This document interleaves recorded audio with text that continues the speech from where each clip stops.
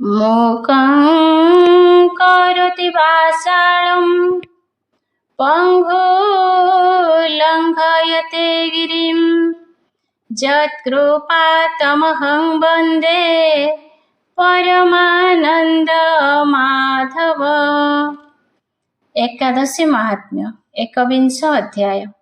युधिष्ठिर उवाच कहन्ति पाण्डुक नन्दन शृण्वन्तु श्रीमधुसूदन आसीन कृष्ण एकादशी कि नाम बोली ताकु भासी किय बा अछई विशेष कहिबा प्रभु पीतवास।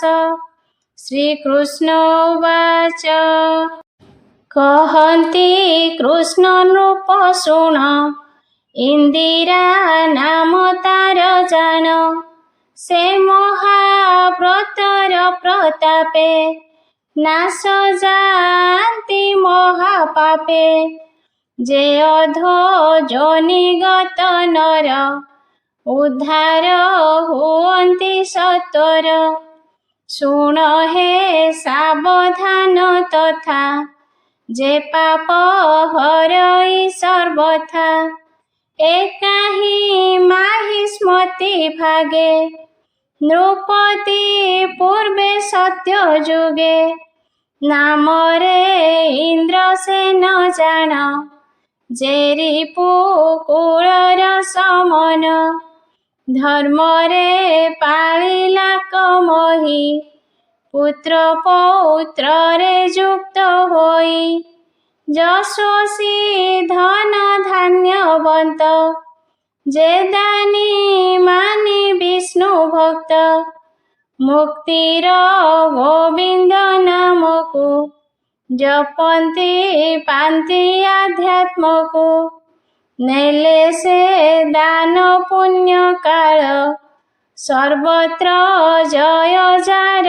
काल एक दिन रे सभा घरे बसी अछन्ति से सुखरे अश्वरू ओह्लाई नारद प्रवेश होइले संसद देखि उठिले हस्त जोड़ी विधि रे नमस्कार करी योग्य आसने बसाइले पूजार विधि पचारिले राजांक पूजा अर्घ्य घेनी सुखे आसने बसी मुनि हसी कहिले नृपवर सप्तांगे कुशल तुमर धन रे अछि टिकी मन विष्णु भक्ति रे करी ध्यान। राजोवाच तुम्भ प्रसादे मुनि श्रेष्ठ सर्वत्र कुशल गरिष्ठ जहि रे तुहि दान पुण्य से हेले सुफल मुधन्य तुम्भे साक्षात मुनीश्वर प्रवेश हेले मोर पुर विस्पृह तपसिद्ध तुम्भे आगम हेतु कि संभवे तथापि पर उपकारे तुम्भे बोलुछ ए संसारे एघेनी पचारुछि मुहि कहि निष्पाप कर तुहि आगम कारण कहिब आम्भଙ୍କୁ दुष्टरु तारिब। नारद उवाच विस्मय प्रदम वचन शुण हे राजा इंद्रसेन एकई दिन उत्सुकरे बाहर हेली भ्रमण रे मन उत्साहे एक दिने गली मु जमक सदने देखिली सभा करी जम बसी अछन्ति कि बा सोम କହୁଅଛନ୍ତି ଧର୍ମମାନ, ପ୍ରାୟ ସହଜେ ଧର୍ମରାଜନ। ଶୁଣୁଅଛନ୍ତି ତତ୍ତ୍ୱବାଦ, ଋଷିମାନଙ୍କ ଯେ ସମ୍ବାଦ। ଦେଖି ଝଟତି ଉଠି ଯମ, କରିଣ ମୋ ପାଦେ ପ୍ରଣାମ। ଦେଇ ଉଚିତ ପୀଠ ଆଣି, କଲେ କୁଶଳ ପ୍ରଶ୍ନବାଣୀ। ଆଜ ସୁଯୋଗ ଯୋଗୀ ବର, ପ୍ରବେଶ ହେଲେ ମୋର ପୁର। ଶ୍ରୀଗୀତା ଭାଗବତ ଚିନ୍ତା, ଫଳ ଏ ଅନ୍ୟରେ ନୁହନ୍ତା। କାହିଁ ନାରଦ ଦେବ ଋଷି, କାହିଁ ଏ ଯମପୁରବାସୀ। ଈଶ୍ୱର ଅନୁଗ୍ରହ ବିନା, ଏହା ନୁହଇଁ ଏକା ସିନା। ଦେଖିଲି ଧର୍ମରାଜା ପାଖେ, ଅଛନ୍ତି ଧର୍ମଶୀଳ ଲୋକେ। ଯେ ପୁଣ୍ୟ କରି ସତ୍ୟ ଭାଷେ, ସେହି ଯେ ଯମ ପାଶେ ବସେ। ଈଦୃଶ ଯମ ସ୍ୱଭାବତ, ହୋଇଅଛନ୍ତି ତୁମ୍ଭ ତାତ। ବ୍ରତ କୈବଲ୍ୟ ଦୋଷ ହେତୁ, ଦେଖିଲି ମାହିଷ୍ମତି କେତୁ। ସେ କହିଅଛନ୍ତି ସନ୍ଦେଶ, ଶୁଣ ହୋ ମାହିଷ୍ମତୀଶ। ଯେ ଇନ୍ଦ୍ର ସେନ ହୋଇ ଖ୍ୟାତ, ଅଛନ୍ତି ମାହିଷ୍ମତୀ ନାଥ। ତାଙ୍କ ଆଗରେ କହ ଯାଇ, ତମ ପାଖରେ ଅଛି ମୁହିଁ। ପୂର୍ବ ଜନ୍ମର ଦୁରିତ, କିଏ ବା ହୋଇଲା ଉଦିତ। ଇନ୍ଦିରା ବ୍ରତ ପୁଣ୍ୟ ଦେଇ, ନିୟ ସ୍ୱର୍ଗକୁ ମୋତେ ତୁହି। ଏମନ୍ତ ତୁମ୍ଭ ପିତା ବାକେ, ଅଇଲି ଜାଣ ସତ୍ୟ ବାକେ। ପିତାଙ୍କ ସ୍ୱର୍ଗ କାମ ହୋଇ, କର ଇନ୍ଦିରା ବ୍ରତ ତୁହି। ରାଜୋବାଚ କରିଣ ଅନୁଗ୍ରହ ମୋତେ, କହନ୍ତୁ ଏ ବ୍ରତ କେମନ୍ତେ। କେଉଁ ବିଧିରେ ଇନ୍ଦିରା, ବାର ଏ କିବା ତିଥି ବରା। ହେ ରାଜା ଇନ୍ଦ୍ର ଶୁଣ ତୁହି, ଏ ବ୍ରତ ଶୁଭ ବିଧି କହି। ଆଶ୍ୱିନ କୃଷ୍ଣ ଦଶମୀରେ, କରିବ ପ୍ରାତ ସ୍ନାନରେ। ଶ୍ରଦ୍ଧା ରଖିବ ମାନସରେ, ଯେ ରୂପେ ପାପ ମାନସରେ। ମଧ୍ୟାହ୍ନ ସମୟକୁ ଜାଣି, ସ୍ନାନ କରିବ ନରେ ପୁଣି। କରିବ ଇଷ୍ଟ କର୍ମ ମାନ, ଭକ୍ତିରେ ହବିଷ୍ୟ ଭୋଜନ। ଛାଡ଼ିବ ଜାୟା ଶଯ୍ୟା ସାଙ୍ଗ, ଶୟନ କରିବ ଭୂଭାଗ। ରହିବ କାମ କ୍ରୋଧ ଜିଣି, ନେବ ଦଶମୀ ନିଶି ପୁଣି। ବିମଳ ପ୍ରାତ କାଳ ଦିଶି, ଜାଣିବ ହେଲା ଏକାଦଶୀ। ଦନ୍ତ ଧାପନ ପୂର୍ବ ପରି, ମୁଖରେ ପ୍ରକ୍ଷାଳନ ସାରି। ଉପବାସର ସେ ନିୟମ, ସୁମକ୍ତ ଭାବରେ ଘେନିଣ। ଆଜି ହୋଇବ ନିରାହାର, ସମସ୍ତ ଭୋଗ କରି ଦୂର। କାଲି ପୁଞ୍ଜିବ ତହିଁ ଅନ୍ତେ, ଶରଣ ପୁଣ୍ଡରୀକ ନେତ୍ରେ।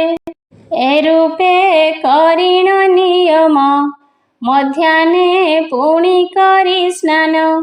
ବସାଇ ଆଗେ ଶାଳଗ୍ରାମ, କରିବ ଯେ ବିଧି ନିୟମ। ପିତୃମାତୃଙ୍କ ଶ୍ରଦ୍ଧା ପାଇ, କରିବ ଶ୍ରାଦ୍ଧ ଶ୍ରଦ୍ଧା ବହି। ଗୋଧୂମ ମାସ ଯବଧାନ, ଚଣକ ବ୍ରୀହିତିର ଘେନ। ଏହି ମାନକେ ଶ୍ରାଦ୍ଧ କର, ଏ ପିତୃଲୋକ ଶ୍ରଦ୍ଧା କର, ନିତ୍ୟ ଏ ଉପବାସ ଜାଣ।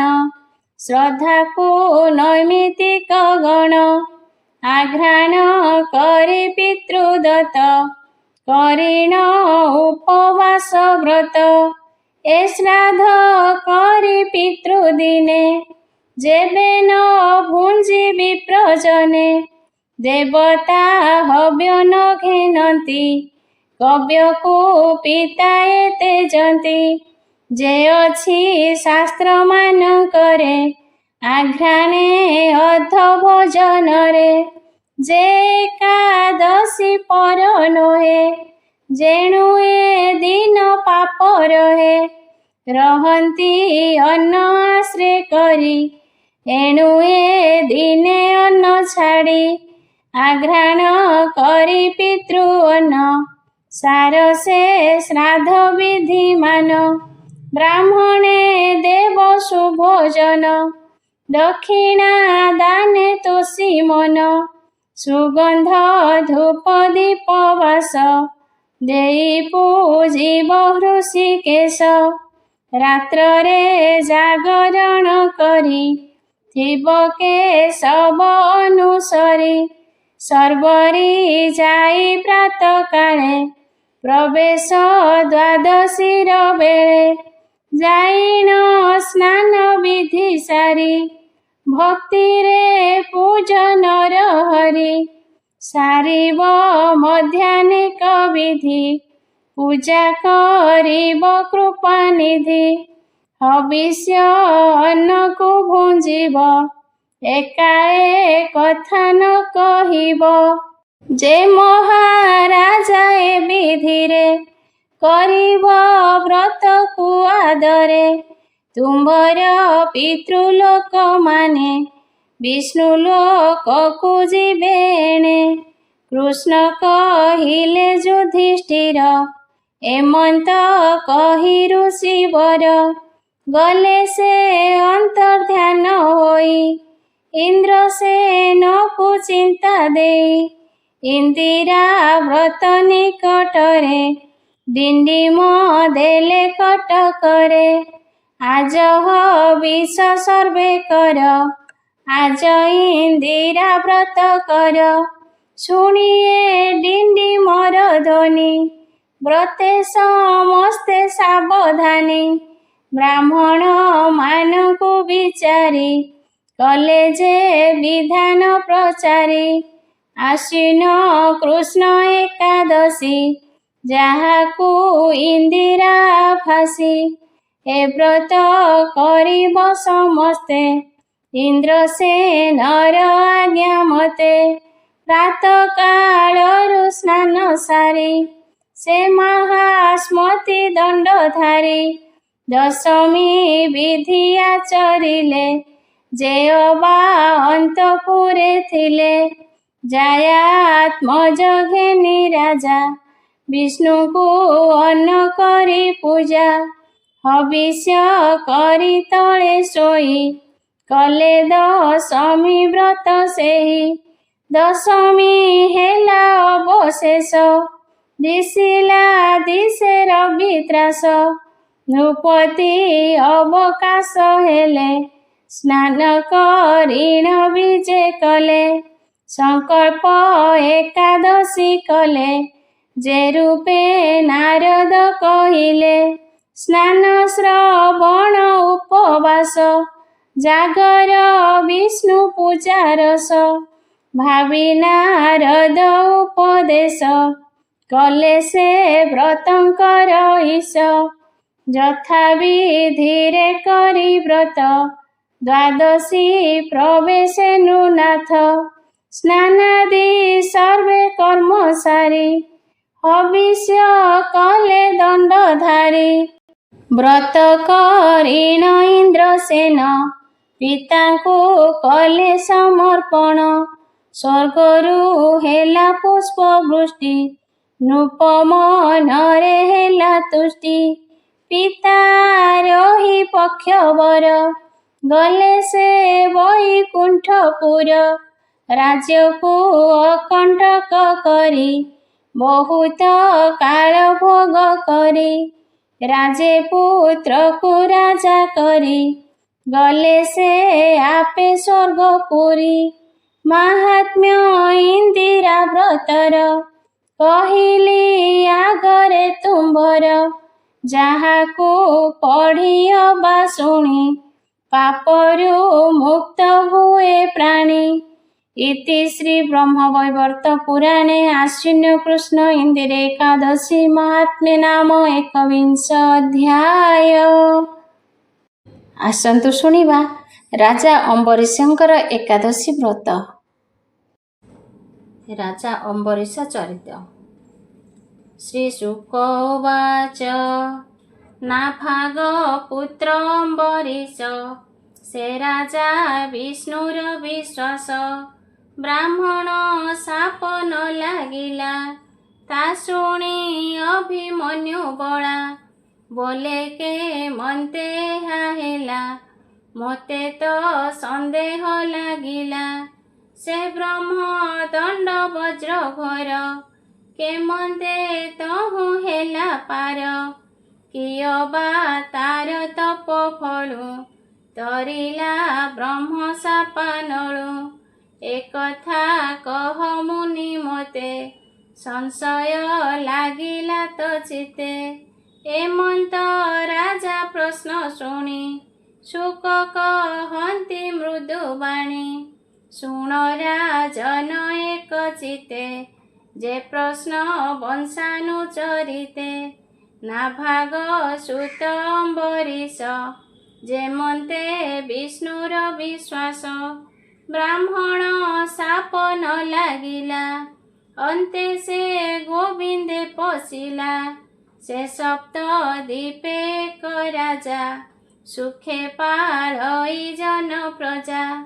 ଅସଂଖ୍ୟ ସମ୍ପଦ ତାହାର, ବିଭବ କେକରେ ଗୋଚର। ଶପଥ ଦ୍ୱୀପେ ରାଜା ପଣେ, ପୂଜା ସେ ପାଏ ସର୍ବଜନେ। ଶରୀର ସୁଖକୁ ନ ଲେଖେ, ସମ୍ପଦ ସ୍ୱପ୍ନ ପ୍ରାୟ ଦେଖେ। ଯେ ପ୍ରାଣୀ ସମ୍ପଦ ଇଛନ୍ତି, ଅନ୍ତେ ସେ ନରକେ ପଡ଼ନ୍ତି। ଏମନ୍ତ ନିଶ୍ଚେ ଜାଣି ମନେ, ହରି ଭଜଇ ସେବା ଧ୍ୟାନେ। ବିଷ୍ଣୁ ଭକତ ଯେତେ ଜନ, ତାହାଙ୍କ ପାଦେ ତାର ମନ। ସାଧୁଙ୍କ ପାଦେ ନିତ୍ୟ ସେବେ, ସଂସାର ଆତ୍ମା ରୂପେ ଭାବେ। ହରି ଚରଣ ଯୁଗେ ମନ, ବିଷ୍ଣୁ ଚାରଇ ବଦନ। ବିଷ୍ଣୁର ମନ୍ଦିର ମାର୍ଜନେ, କର ଯୁଗଳ ଅନୁଦିନେ। ଶ୍ରବଣ ଯୁଗତା ସୁକଥା, ନିତ୍ୟ ଶୁଣଇ ବିଷ୍ଣୁ ଗାଥା। ନିରତେ ତାହାର ନୟନ, କଳ୍ପଇ ବିଷ୍ଣୁ ଦର୍ଶନ। ଶରୀର ଚର୍ମତା ଯତନେ, କଳ୍ପେ ବୈଷ୍ଣବ ଆଲିଙ୍ଗନେ। ହରି ଚରଣ ପଦ୍ମ ଗନ୍ଧେ, ନିରତେ ନାସାତା ମଦେ। କୃଷ୍ଣର ଚରଣ ତୁଳସୀ, ତାର ରସନ ତେଣେ ରସି। ଚରଣ ଯୁଗ କଳ୍ପେ ନିତ୍ୟେ, କୃଷ୍ଣ ମନ୍ଦିରେ ଉପଗତେ। ନମସ୍କରଣେ ଅପ୍ରମାଦେ, ଶିର କଳ୍ପଇ ତାର ସଧେ।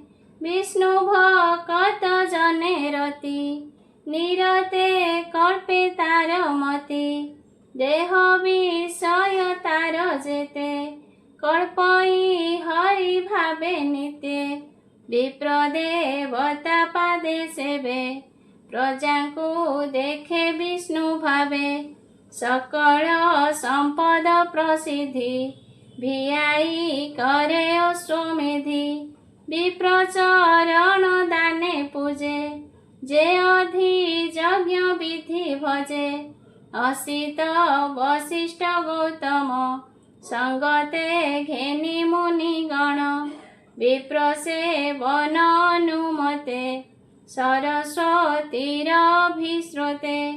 ତାହାର ଯଜ୍ଞ ସଭା ମଧ୍ୟେ, ତ୍ରିଦଶେ ଅତ୍ୟନ୍ତ ଆନନ୍ଦେ ମୁନି ବ୍ରାହ୍ମଣ ମଧ୍ୟେ ବସି ନିତ୍ୟ ଯଜ୍ଞକୁ ପରଶଂସି ଦେବ ମନୁଷ୍ୟ ସଭାଗତେ ସର୍ବେ ଦିଶନ୍ତି ଏକମତେ ଦେବେ ଯେ ସଭା ମଧ୍ୟେ ଥାନ୍ତି ସ୍ୱର୍ଗ ଗମନ ନ ବାଞ୍ଛନ୍ତି ବିଷ୍ଣୁ କୀର୍ତ୍ତନ ସଭା ମଧ୍ୟେ ସକଳେ ଶୁଣନ୍ତି ଆନନ୍ଦେ ସ୍ୱର୍ଗର ପ୍ରାୟ ମୋହି ଦିଶେ ଅଷ୍ଟମ ନିଧି ଯହିଁ ବସେ ଏମନ୍ତ ଭକ୍ତି ଯୋଗ ବଳେ ସେ ରାଜା ସରସ୍ୱତୀ କୂଳେ ସ୍ୱଧର୍ମେ ବିଷ୍ଣୁଙ୍କୁ ତୋଷିଲା ସର୍ବକାମନା ଉପେକ୍ଷିଲା ଗୃହ ସମ୍ପଦ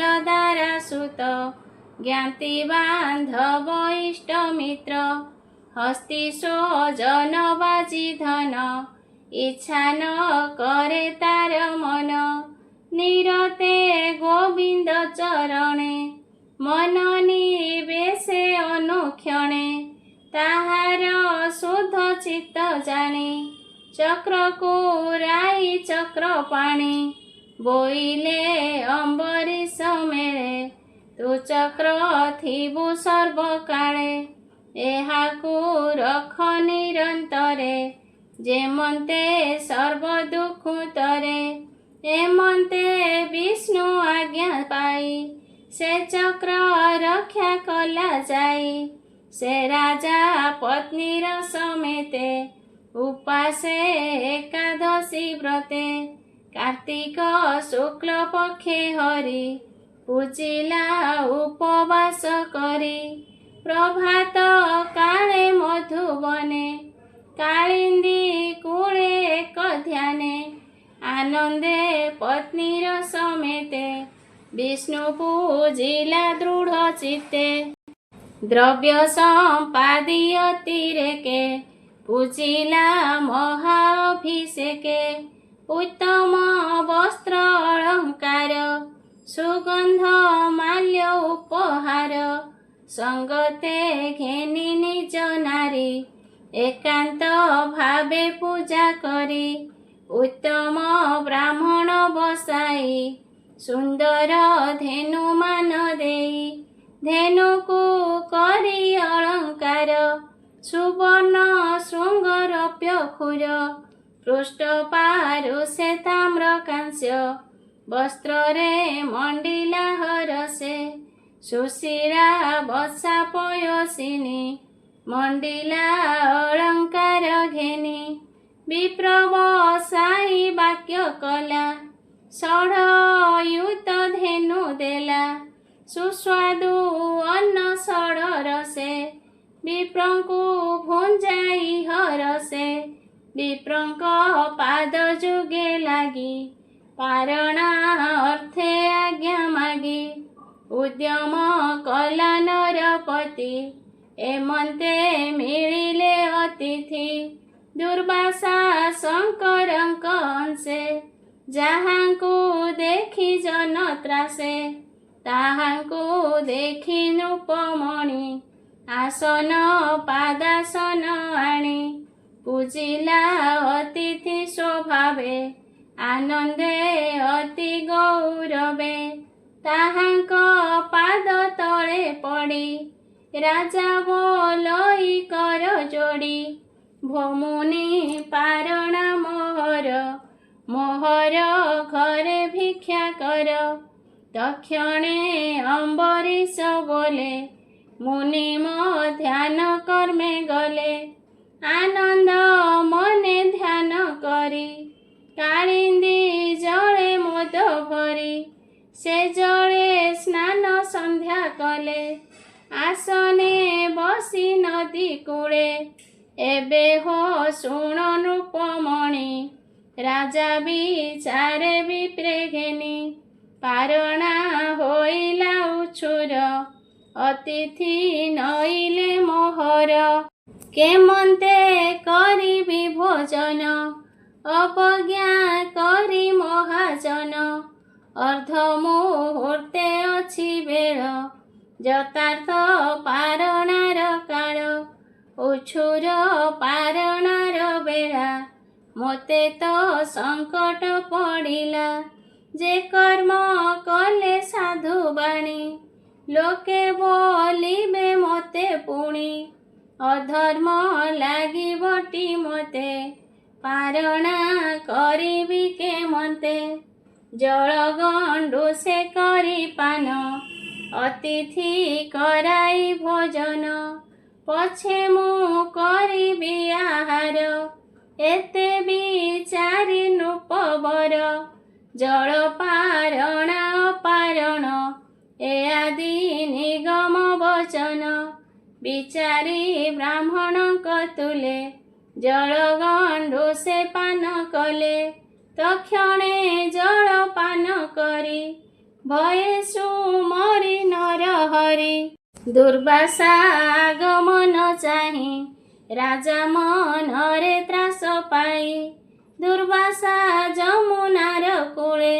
ସ୍ୱକର୍ମ ସାରି ସାୟଂକାଳେ, ମିଳିଲେ ଅମ୍ବରୀଶ ପାଶେ। ପାରଣା କରିବାର ଆସେ, ନୃପତି କରି ବହୁମାନ୍ୟ। ବୋଲଇ କରିବା ଭୋଜନ, ଏମନ୍ତ ଅମ୍ବରୀଶ ବାଣୀ। ଦୁର୍ବାସା ବହୁମାନ୍ୟ ଶୁଣି, ସ୍ୱଭାବେ ସର୍ବଜ୍ଞାତାପଣ। ଜାଣିଲେ କଲାଏ ପାରଣ, ରାଜାର ବଦନକୁ ଚାହିଁ। ବୋଲନ୍ତି କୋପ ଭର ହୋଇ, ତୁ ଅନାଦର କଲୁ ମୋତେ। ଜଳ ଭଖିଲୁ ଯେ ଗୋପତେ, ଅତିଥି କଲୁ ଅବହେଳା। ଭୁଞ୍ଜିଲୁ ପାରଣାର ବେଳା, ତୁ ଯେ ଅବଜ୍ଞା କଲୁ ମୋତେ। ଉଚ୍ଛିଷ୍ଟ ଭଖିବି କେମନ୍ତେ, ତୁ ମୋତେ କଲୁ ଅବହେଳ। ଭୁଞ୍ଜ ତୁ ଅଧର୍ମର ଫଳ, ଏମନ୍ତ ବୋଲି କୋପ ଭରେ। ଜଟାଉ ପାଡ଼ି ନିଜ କରେ, ଭ୍ରୁକୁଟି କୁଟିଳ ଲୋଚନ। ରାଜାଙ୍କୁ ବୋଲନ୍ତି ବଚନ, ଦେଖ ଏ ନୃପତିର ଗତି। ସମ୍ପଦେ ହୋଇ ମୂଢ଼ମତି, ଧର୍ମେ ବଞ୍ଚିତ ବିଷ୍ଣୁ ଭକ୍ତେ। ବୋଲେ ମୁଁ ଈଶ୍ୱର ସାକ୍ଷାତେ, ଅତିଥି ମୋତେ ପୂଜା କଲା। ପାରଣା ଅର୍ଥେ ନିମନ୍ତ୍ରିଲା, ଭିକ୍ଷା ନ ଦେଇ ଆଗ ମୋତେ। ପାରଣା କଲା ଏ ଯୁକତେ, ମୋତେ ଯେ କଲା ଅବହେଳ। ଭୁଞ୍ଜୁ ଏ ଅଧର୍ମର ଫଳ, ଜଟାକୁ ଚାହିଁ ଆଜ୍ଞା ଦେଲେ। ଅନଳ ହୁଅ ତୁ ବୋଇଲେ, ତକ୍ଷଣେ ହୁଙ୍କାର କରାଳ। ଉଠିଲା କୃତିଆ ଅନଳ, ତେଜେ ଆଚ୍ଛାଦେ ଦଶ ଦିଶ। ପବନ ବହେ ଅଣଚାଶ, ଧୂମ ପୂରିତ ଶୂନ୍ୟ ମଧ୍ୟେ। ବେଗେ ଧାଇଁଲା ଘୋର ନାଦେ, ପ୍ରଳୟାନଳ ପ୍ରାୟ ହୋଇ। ମିଳିଲା ରାଜା ଆଗେ ଯାଇ, ଜ୍ୱଳନ୍ତ ଖଡ୍ଗ କରେ ଧରି। ମିଳିଲା ଘୋର ନାଦ କରି, ଭୂମିକମ୍ପଇ ପାଦଘାତେ। ପର୍ବତ ଉଡ଼େ ଶ୍ୱାସ ବାତେ, ଦେଖି ତାହାର ତେଜ କଳା। ରାଜା ଚରଣେ ନ ଘୁଞ୍ଚିଲା, ତାର ବଦନ ରାଜା ଚାହିଁ।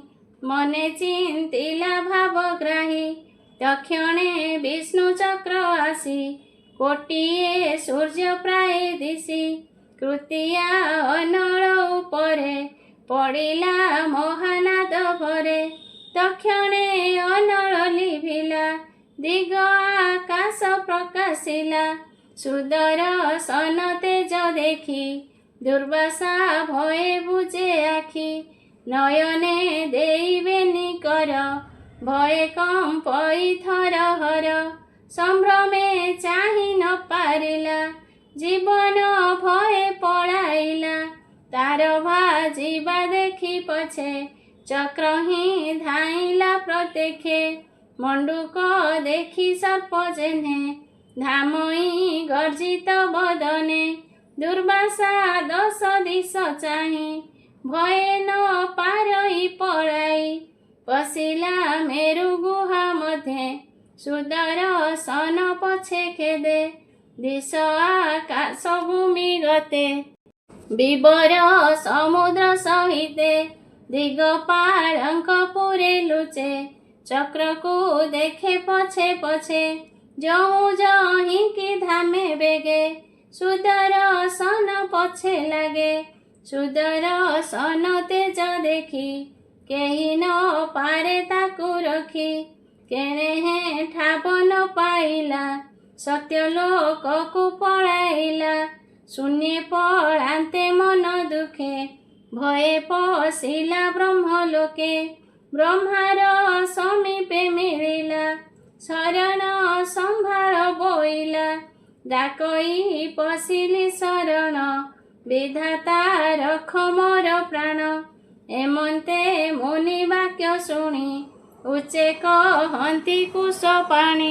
କାଳ ସ୍ୱରୂପୀ ଯେ ଈଶ୍ୱର ଭୃଭଙ୍ଗ ମାତ୍ରେ ଯା ସଂସାର ମୁଁ ବ୍ରହ୍ମା ଈଶ୍ୱର ସହିତେ ଭୃଗୁ ଦକ୍ଷାଦି ମୁନି ଯେତେ ପ୍ରଜା ଈଶ୍ୱର ଭୂତେଶ୍ୱର ଦେବ ସହିତେ ସୁରେଶ୍ୱର ସେ ହରି ଆଜ୍ଞା ଶିରେ ଧରି ଯେଝା ବିଷୟ ଅଧିକାରୀ ଅଛୁ ସଂସାର ଲୋକ ହିତେ ତାରିପୁ ରଖିବୁ କେମନ୍ତେ ଏମନ୍ତ ବିଧାତା ବଚନ ଶୁଣି ଦୁର୍ବାସା ଛନ ଛନ ତହୁଁ ଚଳିଲା ମନ ଦୁଃଖେ ବେଗେ ପଶିଲା ଶିବ ଲୋକେ ଶଙ୍କର ଚରଣେ ପଡ଼ିଲା ଶରଣ ସମ୍ଭାଳ ବୋଇଲା ଦୁର୍ବାସା ବାକ୍ୟ ଶୁଣି ହର ସମ୍ଭ୍ରମେ ବୋଲନ୍ତି ଉତ୍ତର ଶୁଣ ଦୁର୍ବାସା ତୋତେ କହୁଁ ଆମ୍ଭେ ଯାହାର ଆଜ୍ଞା ବହୁ ବ୍ରହ୍ମାଣ୍ଡ ପାଳନ ପ୍ରକାଶେ ଯେବା ବିଷୟ ଜୀବ କୋଷେ କାଳର ବଳେ ଦୃଶ୍ୟାଦୃଶ୍ୟ ଭ୍ରମନ୍ତି ସେ ଜନୀୟ ଶେଷ ତାହାଙ୍କ ମଧ୍ୟେ ଆମ୍ଭେ ଭ୍ରମି ଗତ আগতে পথ শ্রমী ମୋ ସଙ୍ଗେ ବ୍ରହ୍ମାଦି କୁମର ନାରଦ ଆଦି ମୁନି ବର କପିଳ ଦେବଳ ଆସୁରୀ ଧର୍ମ ମରିଚି ଆଦି କରି ଯେ ଅନ୍ୟ ସିଦ୍ଧ ମୁନି ଜନ ବେଦାନ୍ତ ଯାର ଦର୍ଶନ ଜାଣି ନ ପାରେ ତାର ମାୟା ନିରତେ ଭ୍ରମ ଏ ବିଷୟା ସେ ବିଷ୍ଣୁ ଚକ୍ର ନିବାରଣେ ସମର୍ଥ ଅଛି କେ ଶରଣେ ତୁ ଏବେ ଚଳ ବିଷ୍ଣୁପୁର ହରିଚରଣ ଆଶ୍ରା କର ସେ ତତେ ରଖିବେ ଶରଣ ଅନ୍ୟଥା ନାହିଁ ପରିତ୍ରାଣ ଦୁର୍ବାସା ମହେଶ ବଚନେ ପଶିଲା ବିଷ୍ଣୁର ଭୁବନେ ଲକ୍ଷ୍ମୀ ସହିତେ ଯହିଁ ହରି ଅଛନ୍ତି ଗୃହାଶ୍ରମ କରି ବିଷ୍ଣୁର ଚକ୍ର ତେଜ ଭରେ ଧର୍ମ ଭୂଷିତ କଳେ ବରେ ଦୁର୍ବାସା ଶୋକ ଗଦ ଗଦେ ପଡ଼ିଲା ବିଷ୍ଣୁ ପଦ୍ମ ପାଦେ କାତରେ କମ୍ପଇ ଶରୀର ଡାକଇ ପ୍ରଭୁ ରକ୍ଷା କର ଭୋନାଥ ଅନନ୍ତ ଅଚ୍ୟୁତ ତୁ ସାଧୁ ଜନଙ୍କର ନାଥ ମୁଁ ତୋର ଅପରାଧ କରି ଶରଣ ଗଲି ରଖ ହରି ମୁଁ ତ ମହିମା ନ ଜାଣିଲି ତେଣୁ ମୁଁ ସଙ୍କଟେ ପଡ଼ିଲି ତୋର ସେବକେ ଅପରାଧ କଲି ମୁଁ ରଖ ହେ ଗୋବିନ୍ଦ ତୋର ଭକତ ତୋର ଲୋକ ମୋତେ ଚକ୍ର ତେଜୁ ରଖ ଦୁର୍ବାସା ମୁଖ ଚାହିଁ ହରି କହନ୍ତି ଅତି ମଦ ଭରି ଶ୍ରୀ ଭଗବାନ ବାଚ ମୁଁ ଯେ ଭକତ ପରାଧୀନ ମତହୁଁ ଭକ୍ତ ନୋହେ ଭିନ୍ନ ଭକ୍ତର ଅଧୀନ ମୁଁ ହୋଇ ସେବକ ପ୍ରାୟ ପଛେ ଥାଇ ସାଧୁଙ୍କ ହୃଦେ ମୁଁ ବସଇ ତାଙ୍କ ଭକତି ଭାବ ବହି ତାଙ୍କ ଭକତି ପ୍ରୀତି ମତେ ଆନନ୍ଦ ଦେଉଥାଇ ଚିତେ ଭକ୍ତଟି ମୋହର ଶରୀର ତିଳେ ହେ ନାହିଁ ଅଭ୍ୟନ୍ତର भक्त निमन्ते देह बहि संसारे नाना रूप होई अत्यंत प्रिय मोर भक्त मु भक्त जनकर हित एकथा मुनिक संगमे जानन्ति आगम निगमे एकथा परंपरा विधि वेद पुराण मार्गे सिद्धि जे पसे मोहर शरणे संपद तुच्छ प्राय मणे दारा मंदिर सुत धन केबे हे न कल्पेता मन जे प्राण छाड़े मोर हिते मुताकू छाड़िबी केमते मोर विषय चित्त स्थापे मते देखई आत्मा रूपे मुताकू दिशे सर्वभूते हृदये थाए अविरते भक्ति रे मते वश करी निज पुरुषे जेन्हे नारी मोर चरण नित्य चिंती चतुर्धा मुक्ति न बांछन्ति जन्म मरण ताप नाही स्थिति संहार आउ काहे मोर हृदय भक्त जन मोहिटी ताहांक जीवन मतहु न जानन्ति आन मु तांक प्रिय इष्ट धन एबे मो भक्त अपराधे सुदर्शन तोते बाधे जे मोर भक्त को पीड़न्ति मो चक्र तेजे से पड़न्ति विप्रे जे तप विद्या बळे श्रेय करन्ति शयळे से जेबे भक्त को पीड़न्ति उभय लोक न लभन्ति एबे तू जाओ बेग होई ना भाग पुत्र अछि जहि तारे शरण पस एबे मो चक्रु निस्तरी बुझेबे बोलई विप्र जगन्नाथ नवम स्कंधे भागवत गोविंद आज्ञा परमाणे दुर्वासा गला तत्क्षणे हरि भक्तंक महिमा के कही पारे गुण सीमा भक्त चरण सेवा फले प्रसन्न होती हरि भले सुजने चिंत हरि पादे तरिव विषय प्रमादे इति श्रीमद्भागवते महापुराणे पारमहंस्यां संहितायां नवम स्कन्धे अम्बरीषचरितं नाम चतुर्थ अध्याय। पंचम अध्याय चक्ररु दुर्वासा रक्षण। पंचम अध्याय वर्णन। श्रीशुक उवाच एमन्ते विष्णुर वचने दुर्वासा गला तो समने तक्षणे अम्बरीष पादे पडिला जीवन प्रमादे चरण तले ताकू देखी संभ्रमे आसन उपेखी विप्र जीवन रक्षा अर्थे कर अंजलि देई माथे सुदर्शन मुख चाहि डाकई कर त्राहि त्राहि अम्बरीष उवाच भो चक्र तो महिमा जेते के मुखे कही पारे तेते तू अग्नि तू आदित्य सोम सर्वज्योतिंक सूक्ष्म धाम तू आप क्षिति वायु रूपी व्योम प्रकाशे सर्वव्यापी तू तन मात्र इंद्रिगण विराज पुरुष कारण भो चक्र तोते नमस्कार स्वभावे तू सहस्र अर विष्णुर निज प्रिय तुहि तो भाव न जानन्ति केहि सकल शस्त्र तेज हरू तोर महिमा महामेरु तू लोक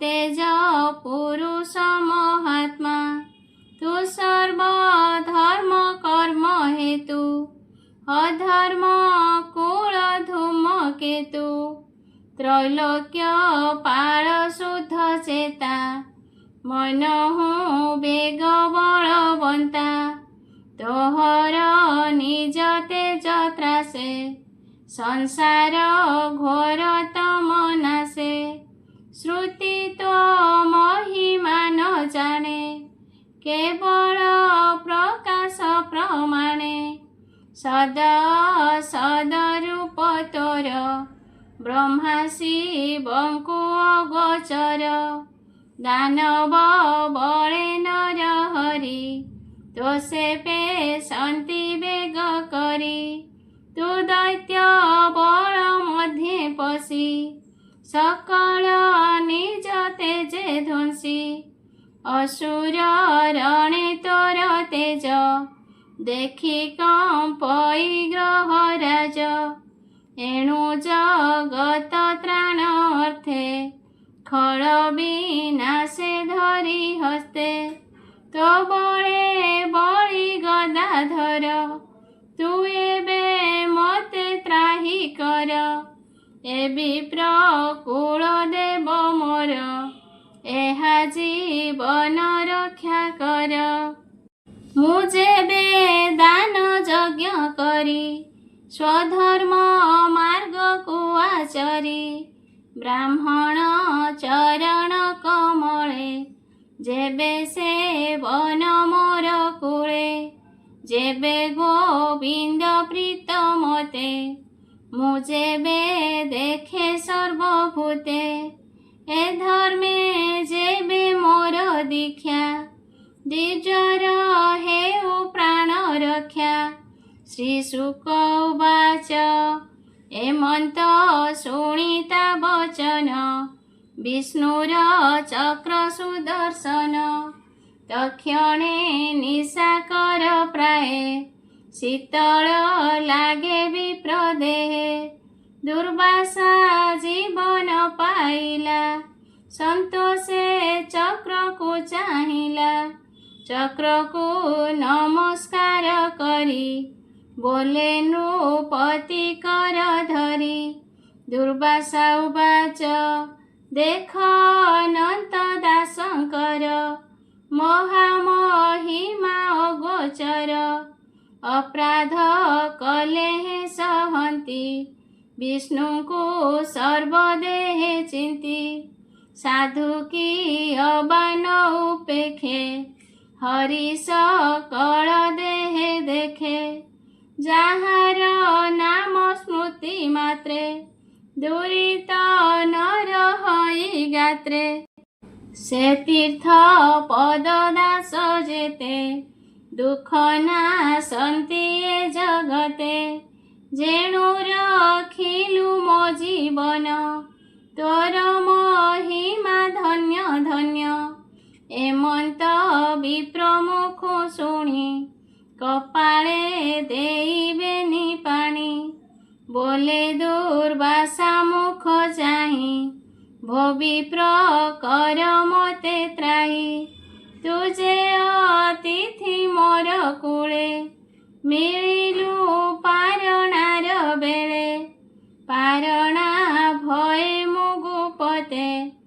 अपराध कली दुष्ट चिते से अपराध मन धर पारणा मोर गृहे कर एमंत राजार वचने पारणा कले तो समने कल्याण करी अम्बरीशे अनेक मनर संतोषे तक्षणे शून्य मार्गे गले ब्रह्मार भुवने मिलिले कहिले अम्बरीश बाणी ब्रह्मा संतोष ताहा शुणी राजा को कले धन्य धन्य एबे तू शुण हो राजन से अम्बरीश दंडधारी पुत्र को राजे राजा करी हरि चरणे मन देई पशिला घोर बने जाई प्राण छाड़िला तप बळे पशिला विष्णुर मंडळे से अम्बरीशर आख्यान जे करे श्रवण कीर्तन हरि चरण मने चिंती अन्ते से गोविंदे पसंती बोलई विप्र जगन्नाथ नवम स्कंधे भागवत अमृत रसमय बाणी भक्त महिमा बखाणी सुजने अम्बरीश बाणी संसारोत्तर एहा शुणी इति श्रीमद्भागवते महापुराणे पारमहंस्यां संहितायां नवम स्कन्धे अम्बरीशोपाख्यानं नाम पंचमोऽध्याय। हरि शरणं हरि शरणं हरि शरणं हरि शरणं राधा शरणं राधा शरणं राधा शरणं राधा शरणं राधा शरणं राधा शरणं राधा शरणं कृष्ण शरणं। आसन्तु शुणिबा विष्णुଙ୍କ स्तुति। नमो नमो श्री विष्णु त्रिभुवनर पति नमो नमो श्री विष्णु अगतिंकर गति नमो नमो श्री विष्णु कमलांकर कांत नमो नमो श्री विष्णु श्रीनीलाचलनाथ सत्यरे नृसिंह रूपे हिरण्यनाशील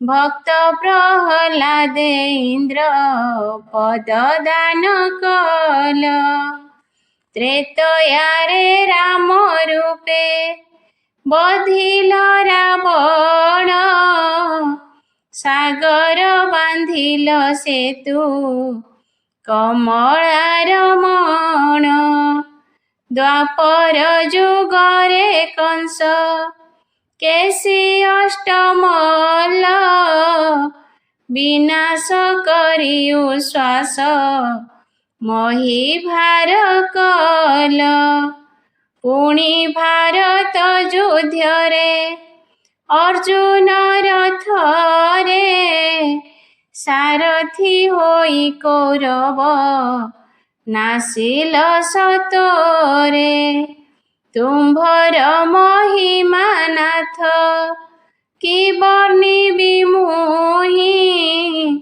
सहस्र मुखरे धाता न पारंती कहि अणुठारु परमाणु परिजन्ते जेते जल स्थलादि आकाश अछि त्रिजगते सबुठारे तुम सत्ता रहिअछि पूर्ण किय बा वर्णिबि छार मुहि अकिंचन धन मागु नाही प्रभु मागु नाही अन्य केवल मुदया मागे अकिंचन दीन एकमात्र महाविष्णु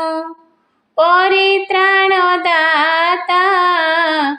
तुम्भ बिना ଆଉ ଜଣେ ନାହିଁ के करता एकरु अनेक पुणी अनेकरु एक स्थूल सूक्ष्ममय प्रभु ब्रह्मांड नायक तुम्भे प्रभु अंतरात्मा अंतर्जामी हरि परमात्मा ज्ञान रूप शंख चक्रधारी तुम्भे सत्य सनातन नित्य निरंजन तुम्भे प्रभु सुनिर्मल सारस्वत धन सबु जुगे तुम्भ नाम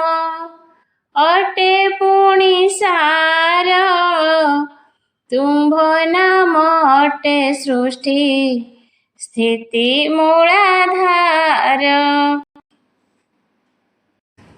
नमस्ते नमस्ते विष्णु मुकुंद मुरारी नमस्ते नमस्ते विष्णु दुखी दुख हारी नमस्ते नमस्ते विष्णु दुखी दुख हारी।